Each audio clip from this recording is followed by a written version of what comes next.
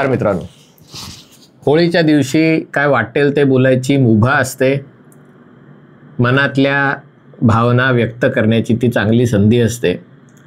त्यामुळे एकमेकांना शिव्या देणं, एकमेकांच्या नावाने बोंब मारणं आणि नंतर धुळवडीला तर काय भांग प्यायल्यावर आपण काय बोलतोय ते लक्षात राहत नाही आणि त्यामुळे देखील काही बोलायची सोय असते, कारण लोकांनाही कळतं की हा माणूस नशेत आहे. अर्थात ते भांग पितात त्यांच्यासाठी आहे. पण आता होळी आणि धुळवड दोन्ही संपलेलं आहे, पण राजकारणात काही त्याची अजून जाणीव झाल्याचं दिसत नाही आहे. कदाचित पद गेल्यामुळे आलेली निराशा किंवा मग पद गेल्यामुळे मिळालेली मोकळीक याच्यामुळे कोण काय बोलेले सांगता येत नाही. आता आपले नाना पटोलेच घ्या ना, त्यांनी एक वक्तव्य करून सगळ्यांनाच बुचकळ्यात टाकलंय. त्यांनी थेट एकनाथ शिंदे आणि अजितदादांनाच ऑफर दिलेली आहे की तुम्ही काँग्रेससोबत या, काँग्रेससोबत आल्यास आपण सगळे मिळून सरकार बनवू, तुम्हाला मोकळेपणाने काम करता येईल आणि मुख्यमंत्रीपदही वाटून घेऊ. म्हणजे अजितदादाही मुख्यमंत्री होतील, एकनाथ शिंदेही मुख्यमंत्री होतील. ऐकूया नाना काय म्हणाले ते.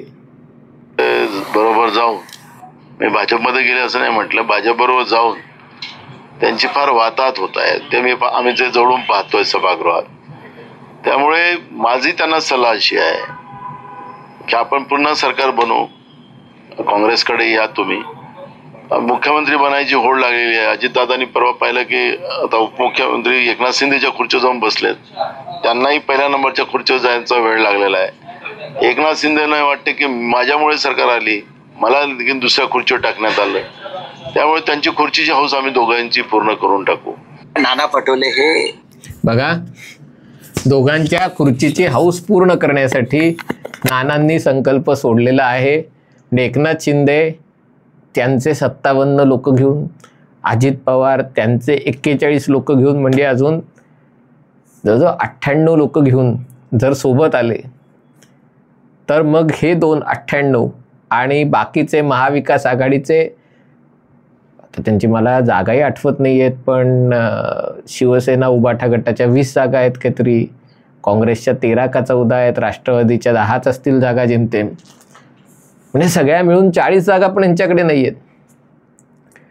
म्हणजे त्यांनाही सोबत घेऊन आणि त्यांना सोबत घेतल्यानंतर अन्य छोट्या छोट्या पक्षांना, अपक्षांना सोबत करून सरकार बनवू आणि अजितदादांची आणि एकनाथ शिंदेंची हौस भागू. म्हणजे बघा किती जिगर असली पाहिजे, कलेजा बघा किती नानांचा, की अशा प्रकारचं सरकार चालवणार. म्हणजे ज्याच्यात जो पक्ष सरकार स्थापन करणार त्यांचे 15 पण आमदार आहेत की नाही मला आता आठवत नाही, आणि जे पक्ष मुख्यमंत्री होण्यासाठी त्याच्यात सहभागी होणार त्यांचे 41 आणि 57 आमदार आहेत. पुन्हा आता नानांनी या प्रश्नाचा विचार केलाय की नाही माहिती नाही, की जर एकनाथ शिंदे धरून चाला, म्हणजे मी काय आता काही थोडंसं थट्टाच करायची, मजाच करायची, तर काय जर शिवसेना यांच्यासोबत आली तर मग उबाटा सेना सोबत राहील का? उबाटा सेना दुसऱ्या दिवशी भाजपचं दार ठोठवेल, भाजप त्यांना सोबत घेईल की नाही हा वेगळा प्रश्न आहे. आणि त्याही परिस्थितीत भाजपाने सोबत घेऊ नये असं माझं स्वतःचं मत आहे. पण एक गोष्ट मात्र नक्की, जे उद्धव ठाकरे माजी मुख्यमंत्री असलेले आणि सध्याचे उपमुख्यमंत्री असलेल्या एकनाथ शिंदेंकडे बघून नमस्कारही करत नाहीत, जे एकनाथ शिंदे उद्धव ठाकरेंकडे बघून त्यांना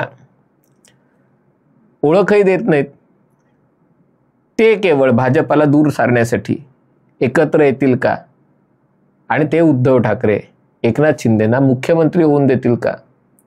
एवढा साधा विचार नानांनी केला असता.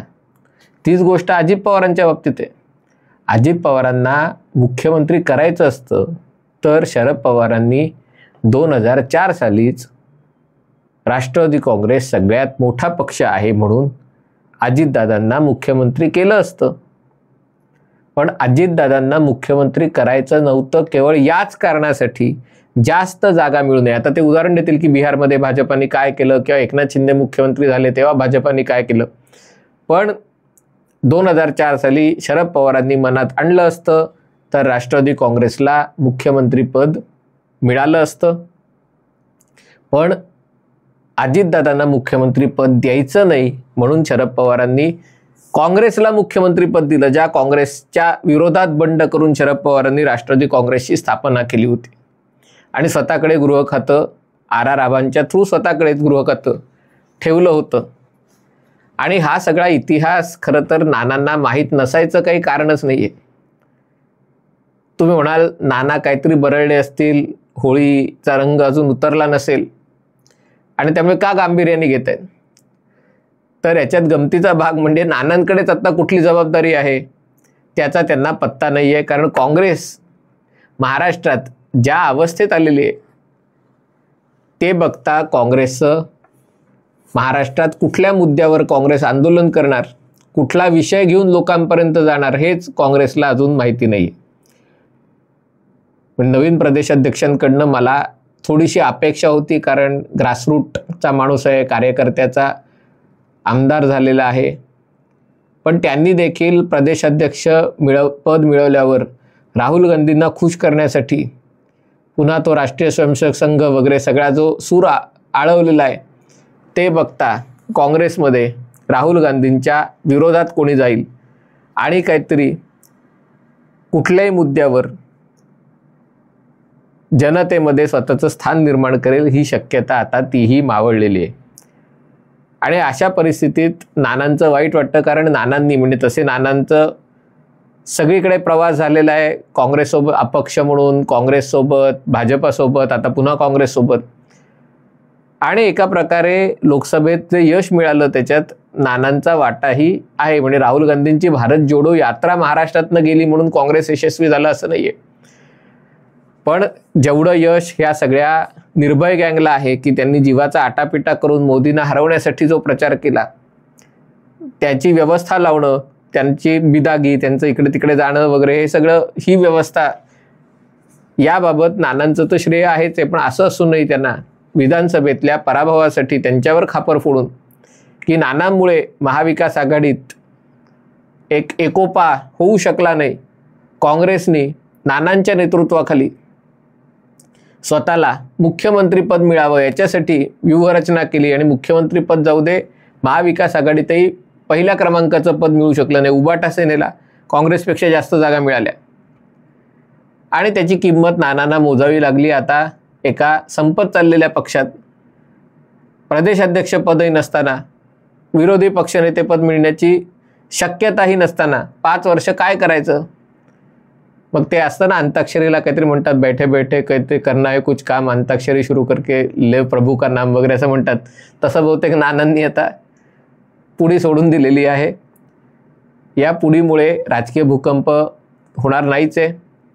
पण एकूणच म्हणजे काँग्रेस आपल्या मित्र पक्षांना म्हणजे उबाटा सेनेला आणि राष्ट्रवादी काँग्रेस शरदचंद्र पवार गटाला गोतात आणण्यासाठी अशा काही गोष्टी करेल अशी मात्र अपेक्षा नव्हती. आणि त्याच्यामुळे जे म्हणजे महायुती त्याच्यामध्ये या ऑफरमुळे चलबिचल होणं, महायुतीतले जे काही अंतर्गत मतभेद आहेत भाजप, राष्ट्रवादी काँग्रेस आणि शिवसेनेतले ते वाढायच्याऐवजी महाविकास आघाडीतच त्याच्यामुळे फाटाफूट होण्याची शक्यता नाकारता येत नाही.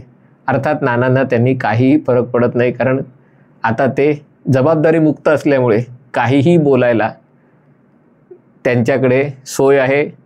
उघडपणे बोलण्याचा त्यांचा स्वभाव राहिलेला आहे आणि त्यामुळे होळी संपली, धुळवड संपली तरी नानांची रंगपंचमी मात्र चालूच आहे. हा व्हिडिओ आपल्याला आवडला असेल तर कृपया लाईक करा, शेअर करा आणि चॅनल सबस्क्राईब करण्याची विनंती आहे. तुर्तास इथेच थांबतो. पाहत रहा MH48.